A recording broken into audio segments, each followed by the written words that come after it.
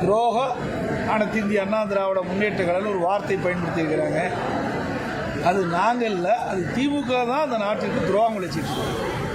அனைத்து இந்திய அண்ணா திராவிட முன்னேற்ற கழகத்தை பொறுத்த வரைக்கும் மாண்புமிகு அம்மா அவர்கள் முதலமைச்சர் இருந்த காலத்திலும் சரி, அம்மா மறைவுக்கு பிறகு நான் முதலமைச்சர் இருந்த காலகட்டத்திலும் அனைத்து இந்திய அண்ணா திராவிட முன்னேற்ற கழக ஆட்சியில் சிறப்பான திட்டங்களை நாட்டு மக்களுக்கு வழங்கினோம்.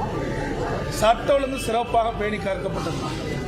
இன்றைய தினம் திராவிட முன்னேற்ற கழகம் ஆட்சிக்கு வந்த பிறகு கடந்த 4 ஆண்டு காலமாக மக்கள் விரோத ஆட்சி தமிழகத்திலே நடைபெற்றுக் கொண்டிருக்கின்றன. தினந்தோறும் கொலை, கொள்ளை, திருட்டு, வழிப்பறிவு, பாலியல் வன்கொடுமை நடக்காத நாளே கிடையாது. தொலைக்காட்சி திறந்தாலும் சரி, பத்திரிகை திறந்தாலும் சரி, இந்த செய்தி தான் பார்க்கப்படுகிறது.